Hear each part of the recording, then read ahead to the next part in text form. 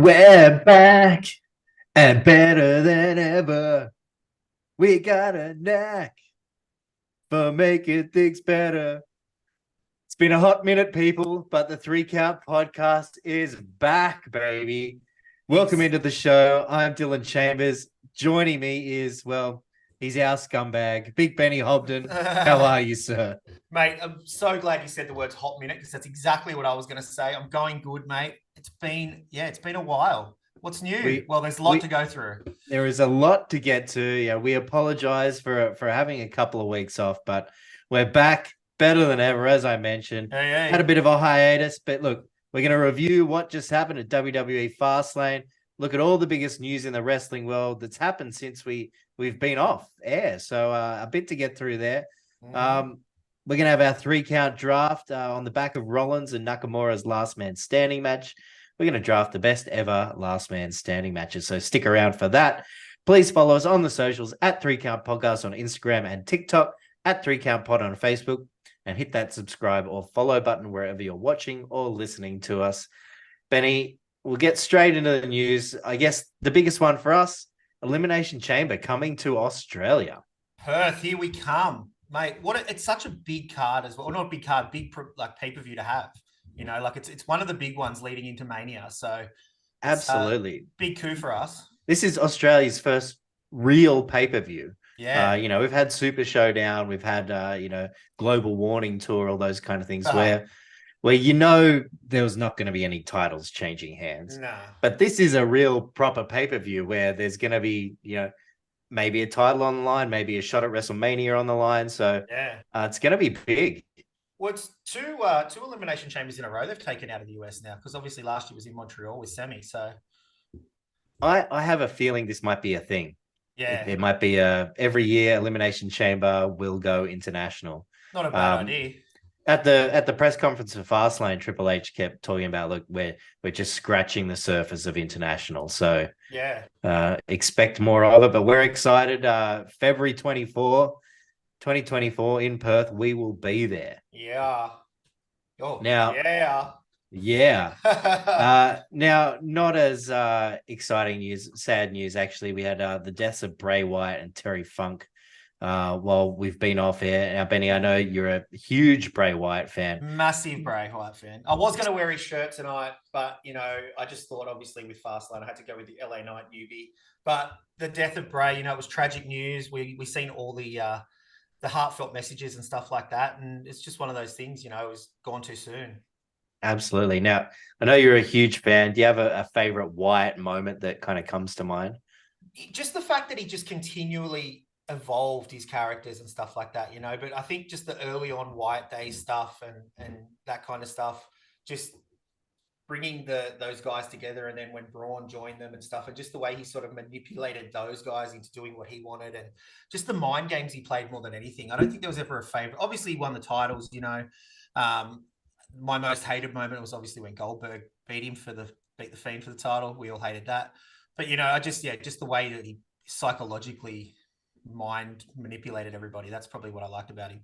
I loved his feud he had with Daniel Bryan. And, was he in the Wyatt family? Was he not in the Wyatt family? He was wearing the gear for it. And when he won the title in Elimination Chamber, actually. So, that was...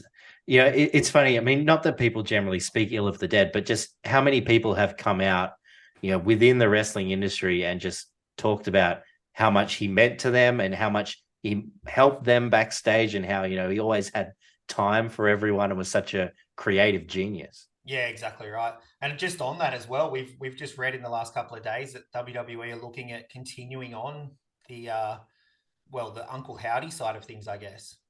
Yeah, the Wyatt Six. I guess the plans were to have 6 people involved in this faction with Bray Wyatt leading, and I guess they're thinking of carrying on without him to honor his legacy. So we'll see if it happens. But they did say, though, as long as the family agree with it and all that kind of stuff. So you mean you'd have to think that Bo Dallas is going to play Uncle Howdy, which we knew he was anyway, and that kind of thing. I guess if any family member says no, then it won't happen. But it's up to the family, and WWE go from there.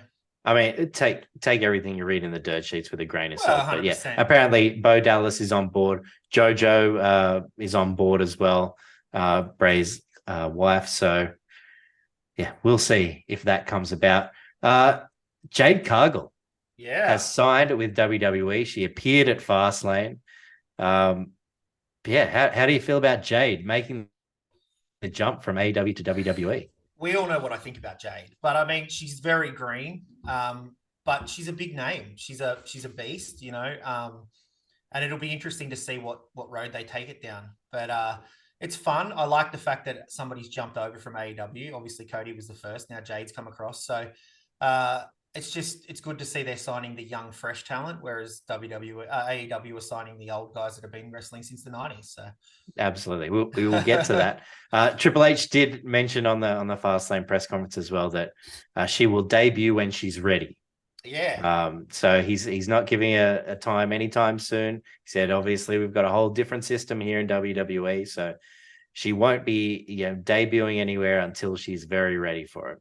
But just build her up, build her up, give her vignettes, build her up over time. She doesn't have to come in for 6 months, just build that mystique, the mystery around her and when she's going to come in. And then just, you can go one of two ways. You can throw her straight in there at a champ, or you can just give her those squash matches. But if you give her those vignettes early on, you don't need to give her those squash matches, She can just come in at some stage and then just go bang, shock value. Yeah, I feel they made too much of a big deal of it for her to be in NXT at any point. So I feel like when she is ready, she'll have to be main roster ready. But well, hey, NXT these days is main roster. Hey, that's true. They're stacking the card this week. Tuesday Night Wars are going to be massive this week. We've got just such big names. Paul Heyman's going to be there. Well, the Undertaker's going to be there. We think. Yeah, so they kept teasing that, and they're talking about it in the press conference as well. Interesting music at the end of that promo. So you got Taker, you got Cena, you got Heyman, you got Asuka battling Roxanne Perez. So and then Carmelo, Bron Breakker in the main event. So they are stacking the card. We'll keep with this whole WWE AEW thing, and Brian Pillman Jr., he's made the swap over as well, though he will not go as Brian Pillman Jr. No. He's going to be Lexis King. I did read this, and I did read the reason for the names, but I can't remember what it was. I feel Lexis is his late sister, right? Who passed away, and King is a shout out to his mother. Okay. Maybe it's a maiden name or something. I'm not too sure, but right, there you go. Lexis King. So there you go. While we were off, the sale of WWE was finalized. It's now officially under the banner of TKO. And boy, did it bring some cuts.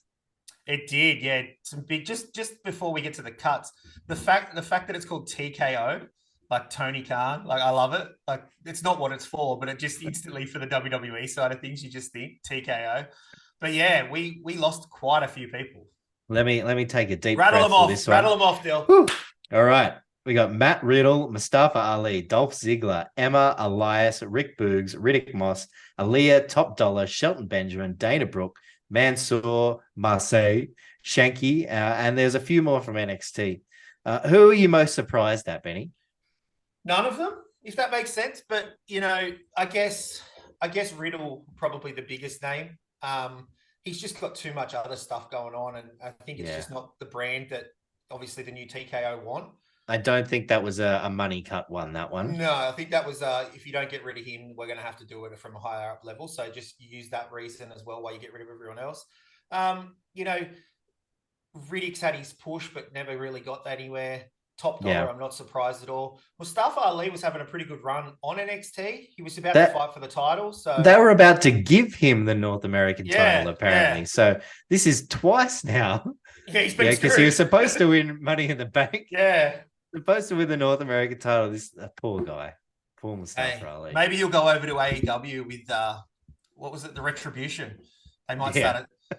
Were they the ones that attacked what was his name from the Bullet Club the other day? Anyway. Oh, it could be. No, I doubt it. I guess I was surprised at Ziggler and Benjamin. I know they're not doing anything, but they just kind of seem like WWE lifers. Ziggler was the one that everybody was sort of like, even John Cena and people like that were coming out going, wow, I can't believe it. He is the epitome. Like he's like the Miz, like just one of those lifers that really dug in and did anything that they wanted him to do and that kind of stuff. If they bring back anybody in the future, it'll be probably Ziggler, you know, and it'll be Absolutely. even if it's not on screen, they'll bring him back like behind the screen scenes as a producer or something like that. Ziggler being away for a year or two, you know, depending on what he does, but I think he could get a huge pop coming back. Yeah, I think so too. Now we've got a couple of new NXT champions. Becky Lynch is the new NXT Women's Champion. Ilya Dragunov, the new NXT champion. So that's pretty exciting for NXT. Obviously, they're trying to make things happen down there. Well, we did have a new North American champion as well for 3 days. We did. Trick Williams Trick won the title for 3 days before Dom took the title off him. So I feel like they're trying to really elevate NXT right now to. Yeah, back in the day, it was them battling SmackDown and Raw at Survivor Series. So are they trying to build something back up? Hey, maybe. I can't see it this year, but you never know. You never know. All right, we'll move on to some news with AEW. Obviously, the biggest news there, Edge. Don't call him Edge. Adam Copeland debuted at AEW Wrestle Dream. Came out and ended up helping Sting and Darby Allin when Christian and his boys were batting them down, and then Christian delivered the best 3-word promo some of us have ever heard. Well, we could say it on here, but we won't. We won't. Go and find it if you haven't seen it. The following night on Dynamite, they cut the feed for a lot of people, so a lot of people didn't get to hear it. Wow. You can find it. It's all over Facebook and all that kind of stuff, guys. Like, you'll be able to go onto wrestling pages and find it. Absolutely. It was brilliant. Like Edge just with that heartfelt, emotional tribute to him and Christian going back in the day, and then 3 words, just shut it down. Tore it all down. We had All In, which was huge, which was great. That also led to CM Punk being fired and Jack Perry being suspended after they had an altercation backstage, something to do with disagreement in using glass in a match. But in any case, apparently Punk got a little bit too physical. TK went, finally, I've had enough. Dunskies. See you later.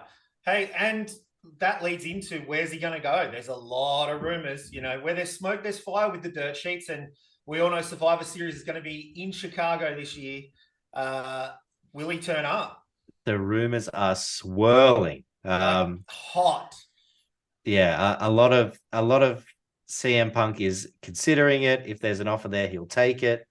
So yeah, we'll see what happens there. But the talk is he needs to build mend a lot of broken promises and that kind of stuff with people like Seth and Roman, and they're both the champs at the moment. So I mean, if there's anybody you're going to do it with, you have to get on those two on side. Absolutely. So we'll see what happens there. But look, I'm excited. I'm excited because you're a mark. I'm a massive CM Punk mark. I thought he was hard done by, but in any case, we move on. Saraya won the AEW Women's title at All In, which was very great for the home crowd. And we've got new AEW Tag Team Champions as well, Ricky Starks and Big Bill, squashing FTR. Squash match. And there was a lot of talk. It was because CM Punk left, and you know, Dax trademarked CM FTR last week. Were they going to leave? But they've come out and said no, that they've signed a contract till 2027. The rumors behind this are that the reason it was a squash match is because I think it's Dax. Cash is hurt. Cash is hurt, yes. Cash is hurt, and Dax he got taken out early in the match, and then Dax just got hammered by the both of them. So yeah. So that makes sense, you know. But a couple of months off for them as well, come back. You know, the pop will be huge, and then they'll, you know, it depends who's got the titles at the time. They'll come back straight for the titles. You know what I mean? Absolutely. All right, Benny, let's move on to the Fastlane card, give our thoughts and ratings on the matches. We kick things off with the undisputed WWE Tag Team Championship match, Judgment Day against Cody Rhodes and Jey Uso. In a surprising finish, JD McDonough accidentally hit Priest in the leg while he was trying to put Rhodes through the announce table, allowed Cody to hit a crossroads on the table. Then Cody and Jey performed this new special move they've got. It's a modified 1D Cody cutter. Yeah. On Finn Balor for the surprise title change win. Yeah. I've just written down here, wow. And on the day I text you saying, surely not, as it was about to happen. Crazy. Can't believe it. Yeah, really did not see that one coming at all. What did you think of the match, Benny? Look, it was all right. You know, they isolated isolated Jey for a lot of the match, and then Cody got the hot tag. Then he was only in there for like a minute before Jey was back in. I was like, hang on, what's going on here? It just didn't seem right. It seemed a bit disjointed for me. It was still enjoyable, and obviously the finish made it better, I think, that kind of thing. But look, overall, I gave it a 1.5 count. I just couldn't give it any more than that, even for the fanfare and everything that it was. The match felt just a bit too disjointed. I think for me, the match was probably a 1.5, and I gave it a half extra for the unpredictable finish. So I gave it a 2 count. There's a lot of hot tags, great action. Michael Cole talking about Bullet Club. Yeah. Didn't see that one coming. No, not at all. So yeah, a lot in this match. 2 count for me. And look, as for what's next, the boys, they defeated Owens and Zayn on Raw today. Yeah. And then they got Priest and Balor with their rematch next week. So the thing that I said to you as well last week was, now that he's got the tag titles, he can go to SmackDown. So this is where he can get back into the bloodline side of things on SmackDown, and he can try and get back into Roman and all that kind of stuff. And then, you know, can he eventually try and, you know, complete the story, that kind of thing. So do we have, this is just a dream booking off the top of my head. Before we get to that, do we get Solo and Jimmy against Jey and Cody for the tag titles? No, it's not bad. Trying to bring the tag titles back to the bloodline. Yeah, that could work. Well, you know, there has been a lot of pictures of, you know, a war game style Survivor Series match and all this kind of stuff with LA Knight, Cena, those two against the bloodline. It'll be interesting, like Bloodline and Judgment Day, sorry. So yeah, there's interesting stuff in the works there. They're starting to make things interesting again with the Bloodline and Judgment Day crossing over, and Mummy saying she's the tribal chief, which leads to obviously Priest cashing in on Roman, does it not?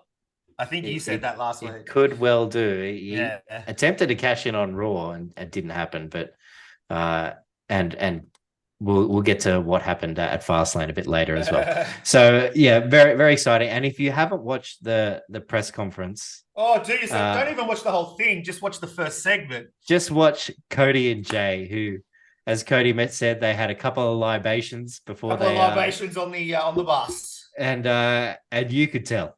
Oh, couldn't you? Jey was fired up. Cody was fighting. Cody was fighting between being drunk and trying to be serious. So yeah, he got asked the question and he goes, "Oh," and then Jey leans in and just goes, "Yeet." Like, it was so good. I messaged you straight away. I said, "Watch it now. It's so good." Very amusing. Probably got more watches than the PLE. All right, we move on to the LWO against Bobby Lashley and the Street Profits. Ray and Santos, they started the match without a partner, but later in the match, when Ray needed to tag someone, who shows up? Surprise, not really. Carlito, he tags in, hits Montez Ford with a backstabber for the pinfall win for the LWO. Yeah, what did you think here, mate? Look, I gave it a 1.5 count. Ooh. I'm not a fan of Carlito's new music. I'll say that right off the bat. Give me the old stuff. Keeping us in the dark was maybe better than having him come out because we all really expected it. Look, it was a good but not great match, you know, on par. So I'm giving it a 1.5. Yeah, that's fair. Look, I love Carlito. Always did love Carlito. Agree the music wasn't great. He looks great. He does. He looks jacked. The one thing for me is I reckon they could have faked a couple of other people. If they're going to do it that way, fake a few other people to come out and be the partner first before Carlito comes out. Did you watch the pre-show? They faked Tyrese Halliburton as the partner. Well, that would have been... They could have done that during the match, you know? Like, just someone jumps the fence and then Ray goes for the tag and goes, "What are you doing?" And then, like, they take him away or something like that. Yeah. And it had those shades of... Remember Bash at the Beach 96? It was 3-on-2, that kind of stuff. But it obviously didn't have the big turn like we did there. Yeah. I love Carlito, but I just couldn't get past this. I only gave it a 1 count myself. It just really wasn't that fun of a match for me. Yeah, fair enough. It makes the Suit Profits look bad as well. Yeah, I thought that as well. I really thought they were giving them a push, trying to make big things out of it. But I don't know, having them lose to a returning Carlito. As long as Carlito gets a push, you know. Well, he's back. He's got a new shirt. He's got new music. I think he's going to be up there in the mid-tier card. Is he going to eat an apple and spit it at people? If not, I'm out. I agree with you. He better be spitting apple at someone. Where do we go from here, though? For like the suit profits, if we're going to call them that, they need to move on fast from this and just set their sights on something bigger. Maybe they target Rhodes and Uso. That would be a great way to kind of forget this and move them on. It's hard to do that when you take the L, though. Yeah, like Bobby's got to just give them a lashing. Tried to pun, didn't work. And then go from there. And they've already had to do the prove themselves, so they have to prove themselves again. I don't know. It's a bit weird for me. Maybe they're building to some, like they're semi heelish now. Maybe they're building to something where they're like major heel. Yeah. I think just quickly on the LWA side, I think we're gonna get a bit of a tear and a rift in there. I think Ray and Carlito are gonna have this bond now, and it's gonna cause Santos to be on the outer. And we all know that Santos is a much better heel than what he is as this babyface. Like absolutely those days in NXT with Legado. Legado, Phantasmo. Like they were brilliant. The best heel. That was one of the best storylines with them as heels ever, And Santos was just that in the background, just like him as a heel. Oh yeah, baby, give me that. And then he takes Ray's title. That's what I want. Do we get LWO Wolfpack? Hey! Love it.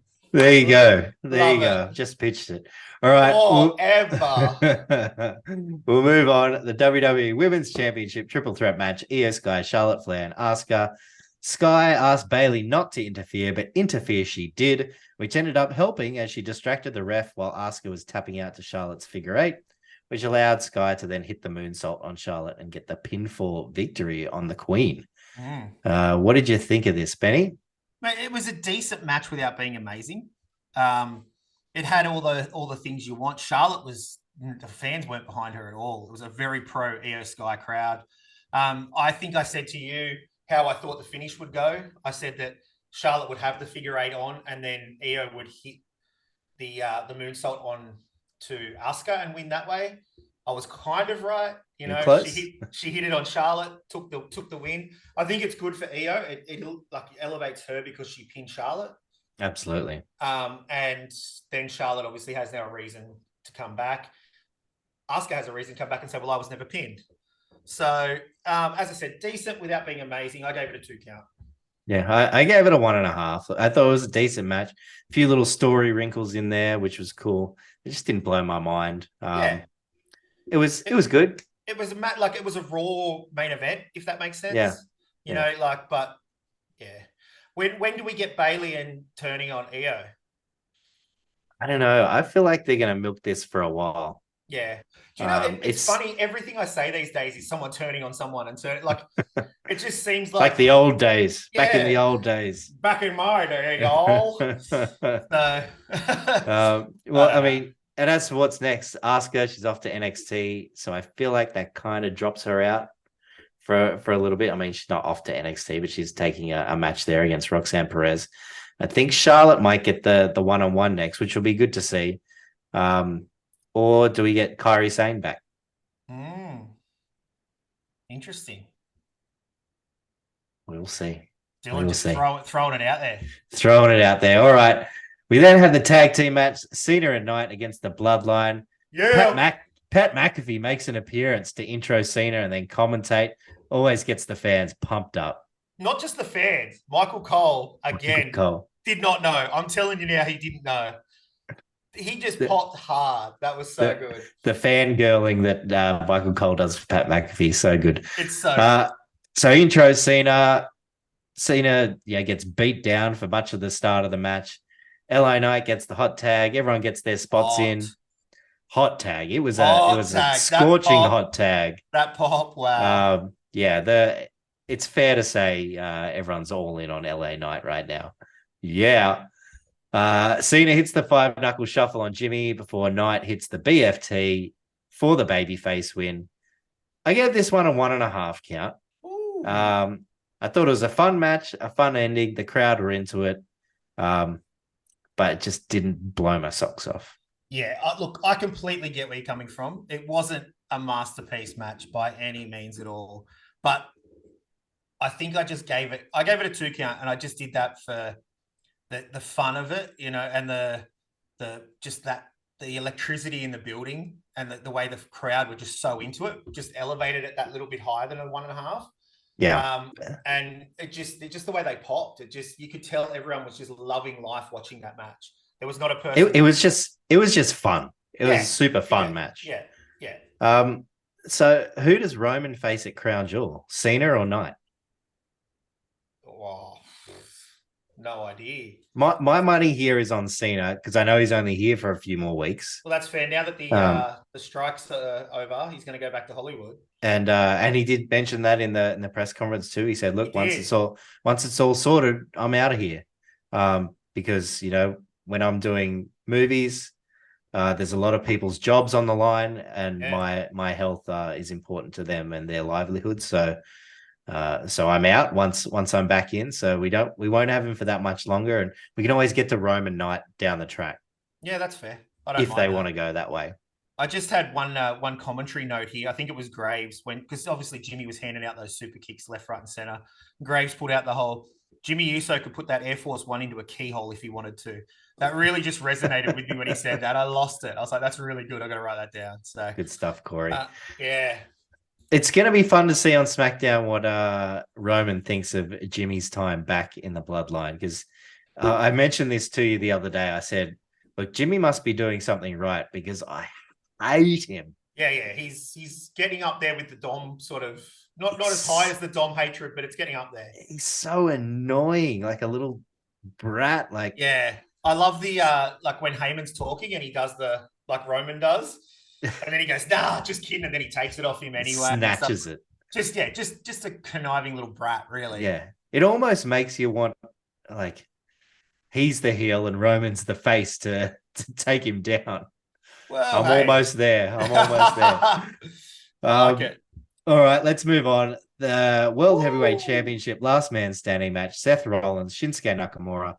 We saw Priest backstage nursing injuries, and he was told by his tribal chief, Rhea, that tonight was not the night to cash in and hand over the briefcase. So we knew that wasn't happening. Leave it open, WWE. Leave it open. There's no need to tell us it's not happening. Look, Nakamura unloaded on Rollins for a huge part of the match. He used some nunchucks, trash can, kendo stick, dropped him on the concrete floor. Yeah, he did get hit. Yeah, he did get hit with a stomp, but he beat the 10 count. At one point, he sprayed mist in Rollins' eyes, which led to him falling off the ladder through the announce table. But he beat the count. Rollins then got Kinshasa through a table in the ring, slid out to beat the 10 count. I thought it was over at that point. The slide out, like how good was that? Just slide, like it was over, and he just slides and stands. That was good. Sneaky slide out. After some fighting outside, Rollins hits a Falcon Arrow from a platform through some tables. He just beats the 10 count while Nakamura doesn't. Rollins wins. What did you think? Brutal match. You could tell they were going to get a lot of time as well from when it started because there was still a lot of time to go in the PLE. So, and it was one of those ones at the beginning, the ref was doing the 10 count for everything. And I thought, no, not again. But then he sort of stopped it because we've talked about this on here before, that when they do the 10 count, when they do the I quit, that kind of stuff, he sort of stopped it for a bit there. And then he only did it on the big moves but there was so many of those big moves, but the ref, you didn't really see the ref that much. I think Michael Cole really carried this match as well on commentary. Yeah. Just some of the stuff he was saying. Corey Graves put out the whole, you've known this man for over 10 years now, speak some sense into him, that kind of stuff. It was good. The finish for me was a bit sort of, Nakamura hadn't gone through that much to not beat that count. That was sort of what brought it down for me. I still gave it a 2.5 count, though. I thought it was a great match. 2.5. Yeah. Well, I did. You're gonna love this one. I gave it a 1.5. Yeah, I can see that coming. Look, it was a solid match. These two are obviously brilliant at what they do. It just never grabbed me at any point. I don't know what it was. Like, it was brutal. Yeah, they did a lot of cool stuff, but it just never grabbed me where I was on the edge of my seat going, what's going to happen next? Okay. And, maybe that's just a personal thing. I do love both of them, but it just... Something about it just... You wanted Nakamura to win, that's why. Well, I might have chucked a few sneaky dollars on it. Yeah, we're responsible. But yeah, As for what's next, I think Nakamura, he's been demoted to feuding with Ricochet again.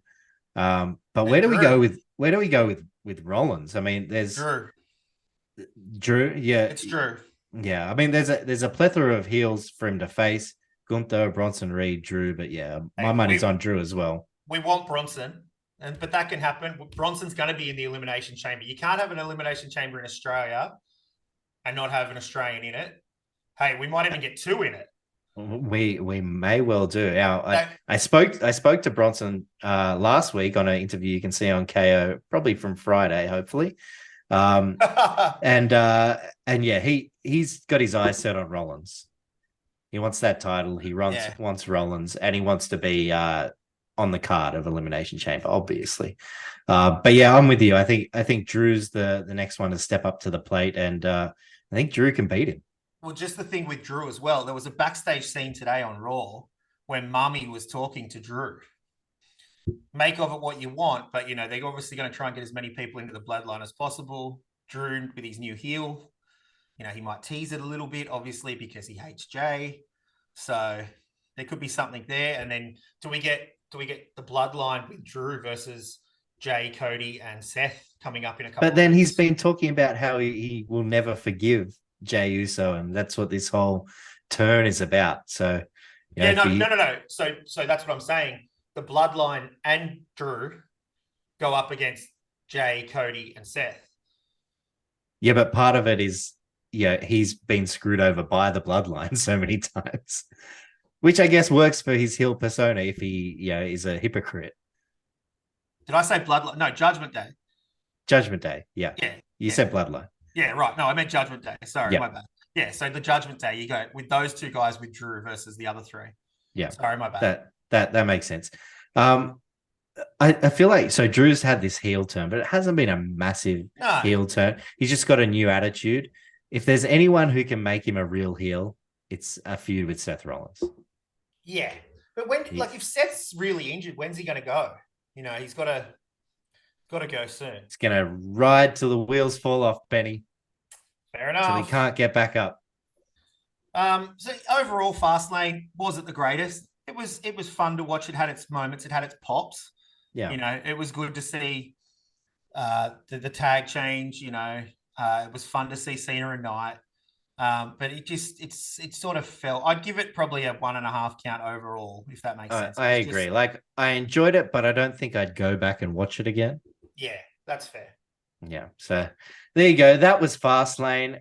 Time to get into the 3-count draft. The best last man standing matches.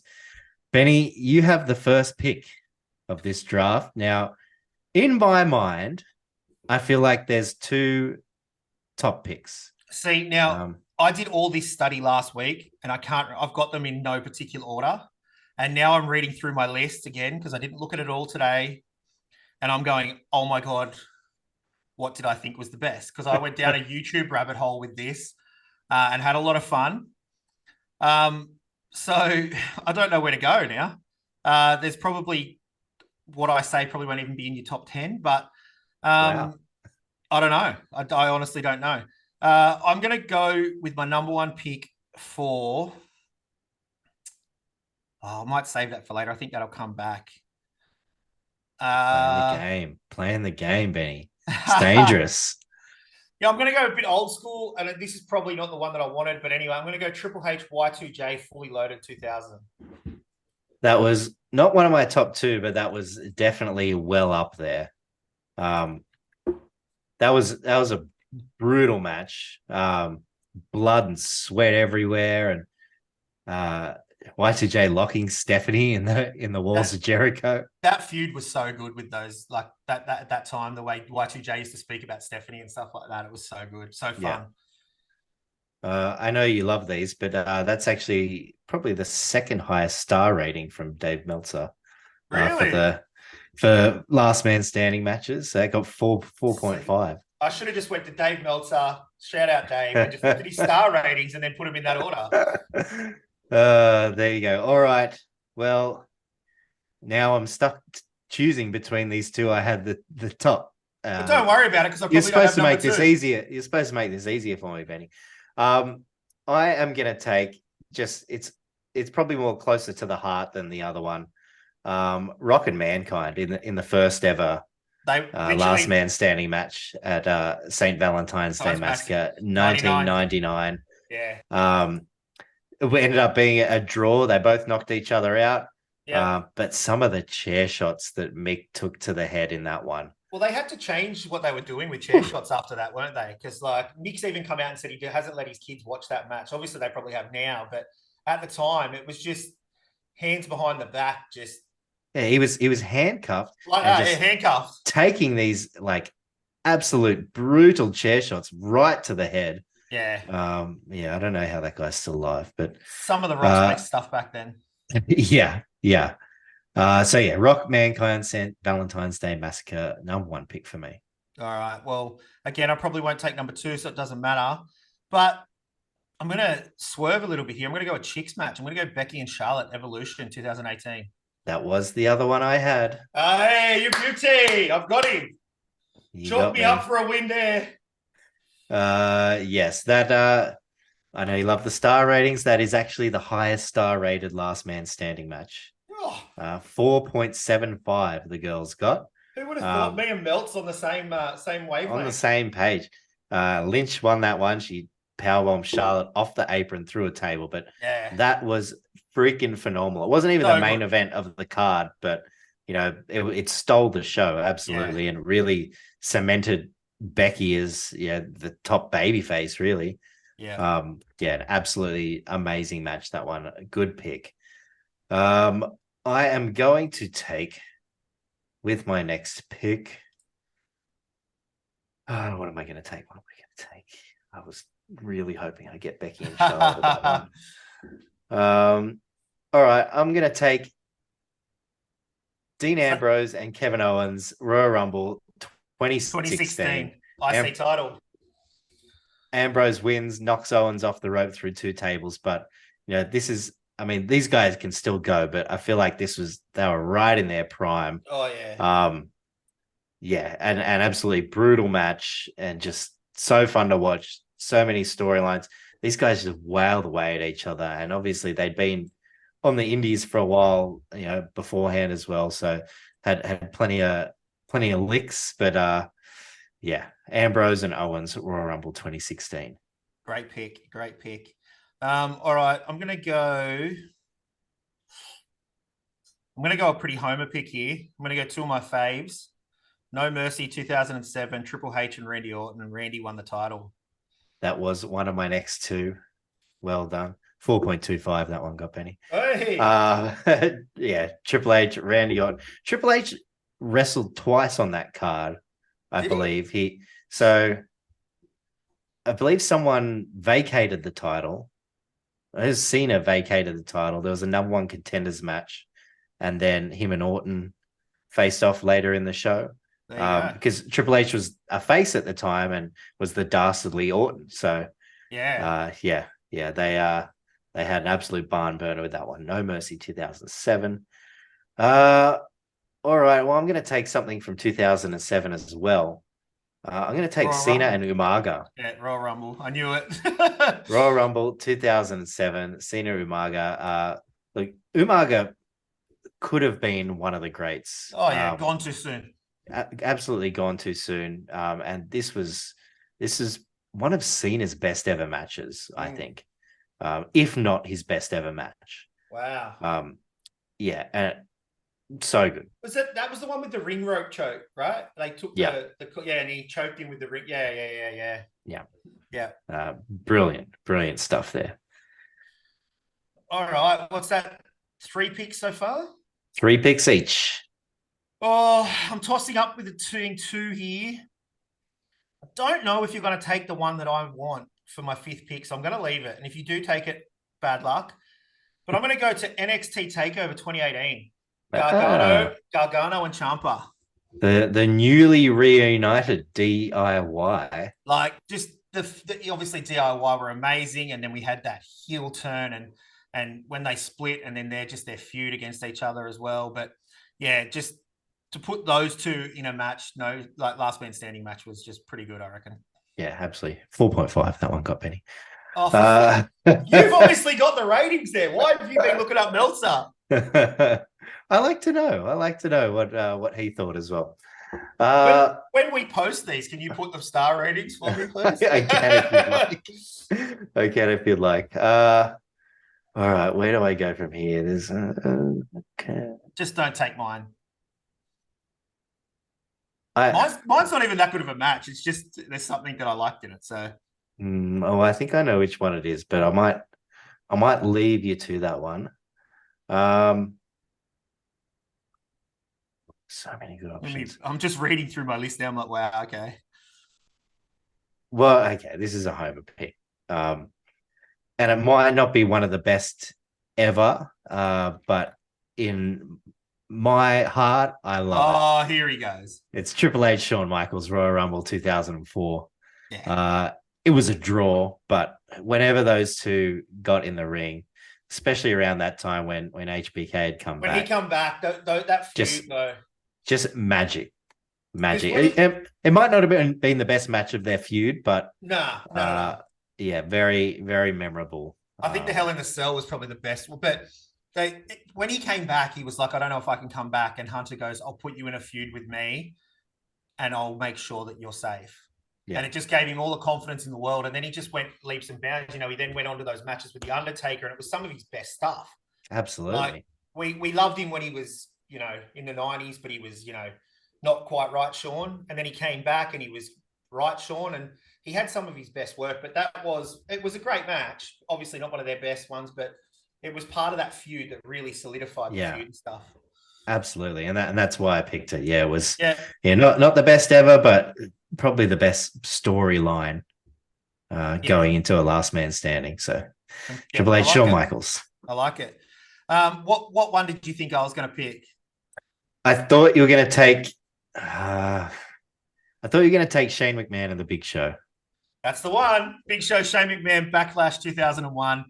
Obviously, Shane jumps off up high again, and then Test comes out, puts him on the camera boom, lifts him up, and then that's how he wins the match. I just thought he was chased up the scaffolding and then jumped off it. Yeah, but 2001, that was in the height of just so much fun in WWE, and we all know that he loved jumping off stuff. We remember SummerSlam when he jumped off, that kind of thing, but just that little factor of when Tess came out and held him up with the camera boom and stuff, it's ingrained in my head. So I had to. And that was a big drop.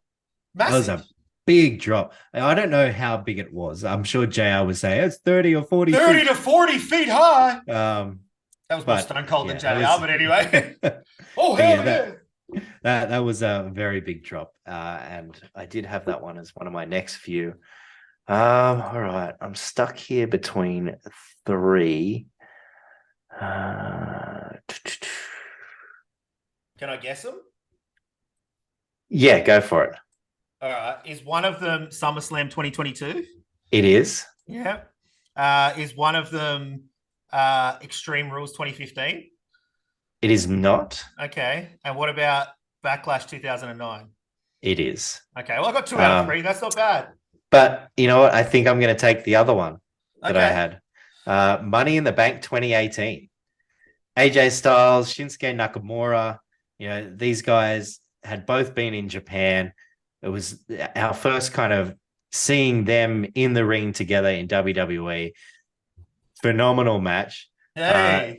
Styles won with a phenomenal forearm through the announce table. But just brilliant stuff from those two, and something we, Marks wanted to see. Yeah. And we got to see it. So Money in the Bank 2018. There you go. All right, Benny. Let's go through some honorable mentions. What did you have? Well, obviously SummerSlam 2022, Roman and Brock, with the whole tractor lifted up the ring. That was pretty good. The other one I just mentioned, 2009 Backlash, Cena and Edge, Big Show chokeslam Cena through the spotlight, the massive spotlight. I think I was going to pick that one and then remembered that's how the match ended. And I was like, It's funny that Big Show's been in quite a few of the situations here. Yes. And what else did I have? KO and Semi had a match on SmackDown in 2021 as well. Yeah. Just that feud between those 2 years ago was just, the best friends and then not. And yeah, that was pretty 4.25 that one got, Benny. I almost swore then. I almost swore. Yeah, I had Wyatt and Cena at Payback 2014, which was that almost made my top as well. Yeah, he buried him under the crates and stuff, yeah? Yeah. And the Usos got involved, the Wyatt family got involved, yeah. Yeah. That was on my list. Cena was recruiting the Usos to try and help him against the Wyatts. Yeah. Cena and Batista, Cena's done a lot of last man standing matches. When I was going through it, I was like, every second one was Cena. They used duct tape to tie Batista's legs to the rope so he couldn't get up. Extreme Rules, yeah, 2010. Big Show and Reigns, Extreme Rules 2015. That's on as well, yeah. Taker and Batista, Backlash 2007, and Edge and Orton, WrestleMania 36. Yeah, it's surprising that we left that one out, I guess, because that was a pretty big feud. But yeah, I think that was one of those ones that annoyed us with the counting thing and stuff like that. So yeah, I just don't think it cracked those ones. All right, Benny, that is the draft. Benny's got Triple H and Jericho, Fully Loaded 2000, Becky and Charlotte, Evolution 2018, Triple H and Orton, No Mercy 2007, Ciampa and Gargano, NXT TakeOver Brooklyn 4 2018, and Shane McMahon against the Big Show, Backlash 2001. I started off with Rock Mankind, St. Valentine's Day Massacre 99, Ambrose and Owens, Royal Rumble 2016, Cena and Umaga, Royal Rumble 2007. She's like, oh, the Royal Rumble ones here. Triple H, Shawn Michaels, Royal Rumble 2004, and AJ Styles, Shinsuke Nakamura, Money in the Bank 2018. There you have it. We'll throw it up on the socials very soon, and you can have your say. But that is it for the show this week. We're going to be back in a few weeks. We'll preview Crown Jewel and look towards Survivor Series in full gear. And of course, we'll discuss all the latest developments in the wrestling world. Benny, thanks for joining us. Thank you, Dylan. Pleasure as always. And we'll see you again next time on the 3 Count Podcast.